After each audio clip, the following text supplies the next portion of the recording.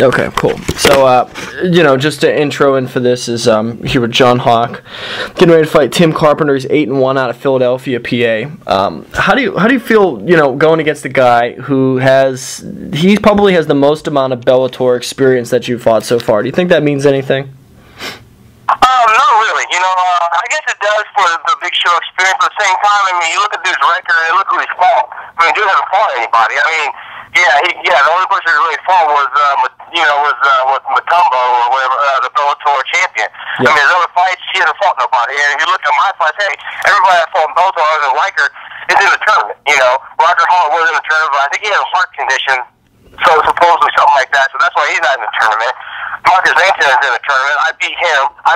To me, in my opinion, I think I beat Hall too. But at the same time, it's like for me, I think, with my looks are very deceiving, as a lot of people know. When I'll fight whoever.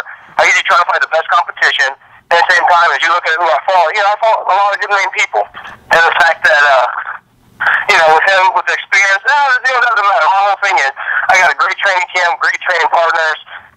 My experience level, is far beyond most other people. And, so to me, you can say, a lot of people say what they want, but I fought the who's who, and to me, I think I should be in the tournament for one, because basically being two people in the tournament, I thought I should at least get the window into it. But you know what? I get overlooked by everybody anyway, so I'll just keep on improving, keep on winning, and keep the grind going. Just to catch some people up, if we decide we want to, run this. Tim Carpenter recently released an interview with MMA Explosion, basically sort of downplaying your skill, saying that you're, which in an odd way, unless he's, like I was telling you before, unless he's, just basically saying something to rile you up, it sort of seems like maybe an oversight on his part to say that you only come straight forward and, that you're basically just a brawler, which is kind of funny because you have the best jab of any brawler I've ever seen, if that's true. Oh, to me that's fine. I am going to come straight forward because you know what? I'm not a guy who backs up any fight. So yeah, for one thing, I do come straight forward because I'm not a pussy. I'm not a bitch who wants to run for somebody. I will bring it to him. I will come to him. I will do everything. So I bring the fight. Now you see a lot of my fights. They're not boring fights. I don't wait and pray. I don't sit there and run from people. I'm going to bring the action.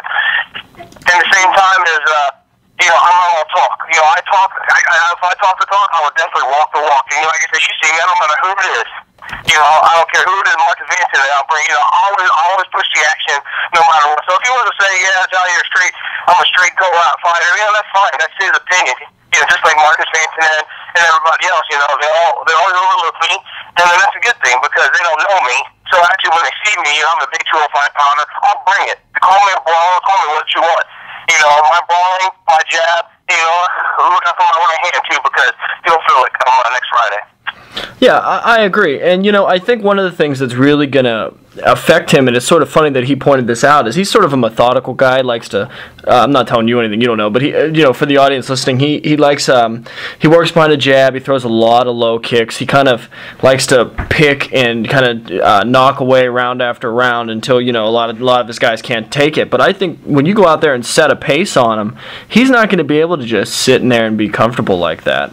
He's going to... No, you're right, you're exactly right. Especially once I start getting my jab going, or the jab, like this whole camp, I've seen his interview, he's talking about, I worked on the uppercut.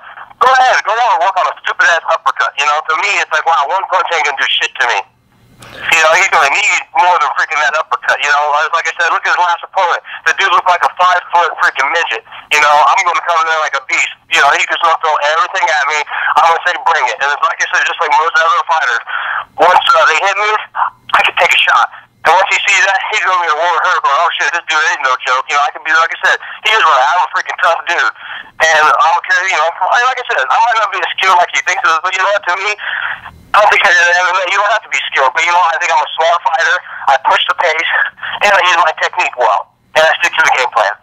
I agree. Really, I think that if he feels like the path for him, based off what I've seen from both guys, if he thinks that the path for him is to sort of stay home and try to work with the way he fights now, I mean, I've seen some of his exchanges. The funny part is he's sort of wild whenever he's not pot shotting, and it just doesn't seem like the smart game plan, especially somebody who comes from Team Balance, which is a pretty high-end, reputable jiu-jitsu school in Pennsylvania. So just my 2 cents, but. No, you're right. Like I said, just like anything, yeah, you're right, though. He thinks he's like, oh, I don't see any skill to him. Just because like I said, just because you're a black belt BJJ, who cares? After my freaking right hand hits him, he's going to turn into a brown belt. After my freaking leg kick hits him, he's going to be a freaking purple belt. After I freaking throw a couple elbows, he's going to be a freaking white belt. You know what? I don't care about belts.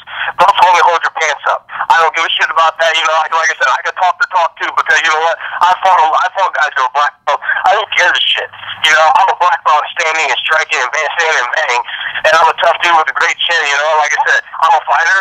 I'm a fighter at heart. I always bring the fight to people. So, like I said, you can take it as it is. And like I said, if he wants to make a comeback like this, like I say, hey man, you don't got a chin because they'll do that right. Didn't you get knocked out? Oh, that's right. You did get knocked out with the right hand from and tumble. But nothing get wrong with him. He's a champion. But you know what? I think I'm better than him. He got hit with a freaking right hand, and people say, oh, you got to stop her, dude. You got knocked her on your ass. And be prepared to get knocked on your ass come June 22nd. Yeah, well, I can almost guarantee you that he will hear this. Another thing I had for you is, as far as like training wise, you fought in Bellator a couple times, so especially now you 3 fights there now, so you know what to expect. Have you changed your training around for this guy, or just in general at all, since you've come to the Bellator tournament? Not really. The only thing I do train, because I am a full-time fighter now. Basically, last fight was basically my first fight into the realm of being a full-time fighter. After my last fight in Canada, I basically don't really, I don't work anymore. I basically kind of focus on trying to fight now because I thought it were an opportunity, so I took it. So I'm getting more training, I guess. But at the same time, I don't change because, like I said, look at the people surrounding me. We got Stipe Miocic, Ryan Rogers, Nick Dole. Forrest Pence. We got Johnny Soder. Them guys I train with day in, day out. On top of the lightweights we got who I don't train, but you know what? Like Cody Garbrandt. All them guys like that. Train with, we push each other. And to me, that's more important than anything else. Game plan or anything. Not too many people can have the wealth of training persons like I do. Yeah, Strong Style definitely has a star-studded lineup. Shifting gears just slightly, does this fight lead to the tournament if you win? Is this a tournament bout, or is this an undercard? This is an alternate bout for the tournament. So, for example, remember Brian Rogers was in the tournament. He got that Andrew Spang was a leg replacement because everybody got injured. Yes. So basically, this is that fight. So basically, when I win this fight, if someone gets injured in the next second round, third round, I'm ready to get thrown in there. Okay. So it's like they call it the alternate ballot. So basically, it's like a backup plan. So like the second round, third round, if someone gets hurt throughout, I'll get thrown in there. Okay. All right. Yeah. So I guess that's what I guess it's a tournament fight in a way. I have the money, but at the same time, my opinion would be, when I win this fight, that should be my gate into the next time they do the next season of the tournament. Yeah, I agree. At the same time, this is fighting, and injuries happen all the time. Look at all the injuries happening in this tournament, in all the tournaments so far. Not everybody, come through clean. It's fighting month to month is pretty tough on a fighter. So my whole thing is, once I win this fight, I just got to be prepared. For no matter what, for the next 2 months after this fight, I'll be ready to go just in case something happens. My personal opinion was, I thought when you beat Marcus, that should have been enough to seal your way into the tournament. Just because Marcus was sort of brought in with a really nice record from the Europe or wherever he was from originally, and I actually predicted that you would win that fight, and I sort of saw it. And of course you did. You did better than what I think a lot of people expected. I wasn't really that surprised by your win, but I thought that would have been enough to get you in for sure. But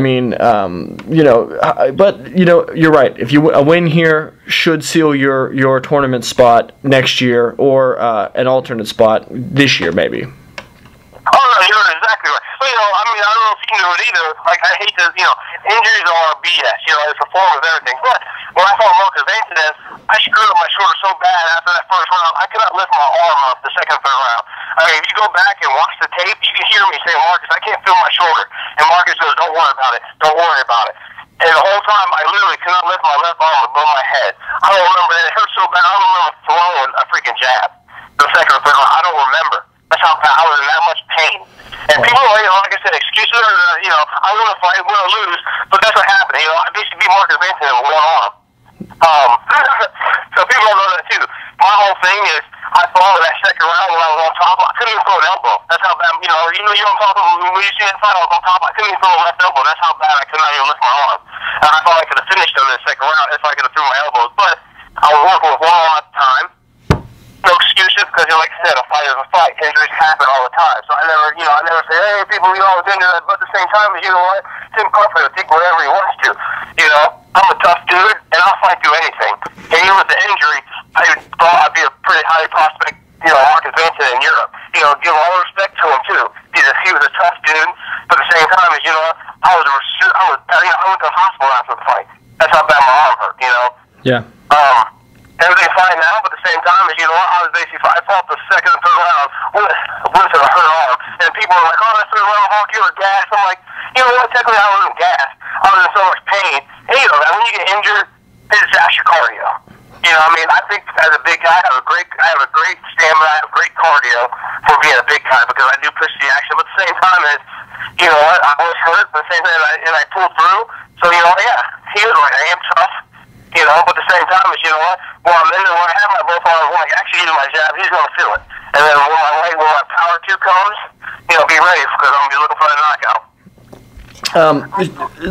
Shifting gears, thinking about another fight, you've got 2 previous opponents fighting on the same card, Dan Spawn and Josh Stansberry. They're rematching. Who do you think's going to win that one? You know what? They're both good dudes. Stansberry's been on a swing. I guess from my standpoint, looking at it is, Spawn lost 2 in a row. Stansberry won 2 in a row. So who has the edge? It's all about, just like in fight world, it's what have you done for me, what have you done for me lately or last? And Stansberry's been on a roll, man, and having that roll and that confidence is key in fighting. Confidence brings anybody a long way. And Spawn's a great dude, Stansberry's a great dude, but to me, I don't know. My whole thing, if Stansberry would beat Spawn, it would not shock me. To put it that way, but just for the fact that he's on a roll, Spawn lasted 2 fights in a row, so his confidence might not be as high as Stansberry. So Stansberry's probably going in there close to his hometown. He's going to have a lot of fan support. So I hate because both are the good dudes, and I have respect for both of them. But it wouldn't surprise me if Stansberry pulls up in the upset. Wow, excellent. That's great. Before I let you go, is there anybody you'd like to thank? Any sponsors? Anything you want to get out there? For sure, yeah. I would like to thank my sponsors, John P. Lennon, Intimidation Clothing, True Assassin Fight Gear, AKI Fight Gear, Hexlink Photos. They hook me up all the photos for my fights now, especially now when with Bellator. So it's actually nice to get some national nice pictures on the bigger stage. Cal Corral is he's one of the best strength and conditioning coaches at Strong Style, man. That dude works with me every freaking day, man. So he's great, I'd like to thank my brother too, Mike Buck. He's been with me for everything. He's my sidekick, I guess, when it comes to fights. He's with me. So if you ever see another big dude next to me come land day or fight day, that's my brother, man. He's like my heart and soul. And another thing too, I'd like to thank my teammates, Strong Style. We're a bunch of family there, and also my girlfriend, man. Taylor, it's hard being with a fighter, so it's good that she could deal with me once in a while because cutting weight, especially next week, cutting weight, I'm going to be a bear on people. So, it's always nice to have her support.